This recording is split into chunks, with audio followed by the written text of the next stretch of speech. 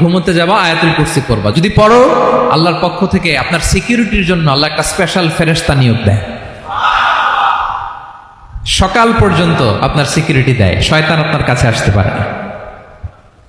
ফজরের পরে পড়লে মাগরিব পর্যন্ত সিকিউরিটি, প্রোটেকশন ফ্রম আল্লাহ। মাগরিবের পরে পড়লে ফজর পর্যন্ত প্রোটেকশন ফ্রম আল্লাহ। তাহলে দিস আয়াতুল কুরসি শুড বি আওয়ার ওয়াজিফা, ডেইলি ওয়াজিফা at every morning and every evening for every Muslim, ঠিক কিনা বলেন? প্রত্যেক মুসলিমের স্পেশাল ওয়াজিফা হবে আয়াতুল কুরসি। ফরজ নামাজের সালাম ফিরানোর পরে আস্তাগফিরুল্লাহ আস্তাগফিরুল্লাহ আস্তাগফিরুল্লাহ 3 বার, সুবহানাল্লাহ 33 বার, আলহামদুলিল্লাহ 33 বার, আল্লাহু আকবার 33 বার, লা ইলাহা ইল্লাল্লাহু ওয়াহদাহু লা শারীকা লাহু, এগুলো পড়ার পরে আমরা আয়াতুল কুরসি পড়ব। তাহলে জান্নাতে ঢোকার এন্ট্রি আমার কেউ ঠেকাতে পারবে? তাহলে পড়বেন সবাই আয়াতুল কুরসি। যদি কেউ দেখে কিয়ামত শুরু হয়ে গিয়েছে আর তার হাতে একটা চারা গাছ, কি গাছ? আর ওদিকে কি শুরু হয়েছে? বিষ্ণু ইসলাম বলেন, যদি তার সুযোগ থাকে কিয়ামত শুরু হওয়ার আগেই যেন চারা গাছটা সে রোপণ করে দেয়। তার মানে থামার জন্য এই পৃথিবীতে আমরা আসি নাই, আমরা পৃথিবীতে এসেছি এই পৃথিবীকে আবাদ করার জন্য, এই পৃথিবীটা লিড করার জন্য, এই পৃথিবীতে শুধু সামনের ছোটার জন্য মুসলমানদের আগমন হয়েছে। চিল্লায় বলেন ঠিক কিনা? কেউ যদি 10 বার সূরা ইখলাস বা কুল হুয়াল্লাহ সূরা পাঠ করে, কয়বার? 10 বার, রাতে দিনে যে কোনো সময় 10 বার যদি কেউ কুল হুয়াল্লাহ সূরা পাঠ করে, আল্লাহ নবী সাল্লাল্লাহু আলাইহি সাল্লামের হাদিসে ওয়াদা রয়েছে, আল্লাহ তাআলা ওই ব্যক্তির জন্য জান্নাতে একটা বিশাল প্রাসাদ নির্মাণ করবে।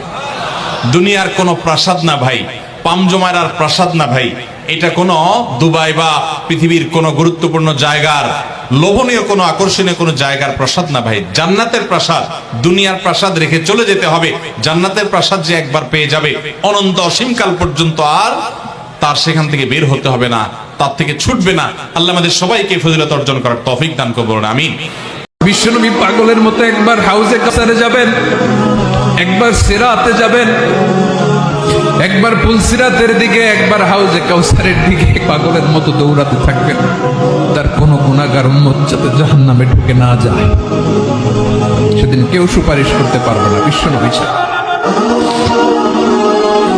এজন্য 5 নম্বর আল্লাহ বললেন, মান যাল্লাযী ইয়াশফাউ ইনদাহু ইল্লা বিইযনিহি।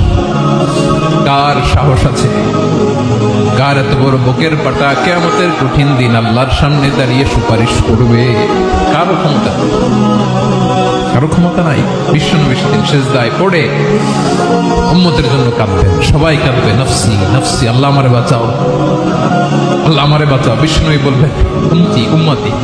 বিশ্বনবী আমার জন্য কাঁদবেন, আপনার জন্য কাঁদবেন, আমাদের জন্য সেদিন কেঁদে কেঁদে জাহান্নামের দরজায় দাঁড়িয়ে আমাদেরকে টেনে টেনে জান্নাতে ঢুকাবেন।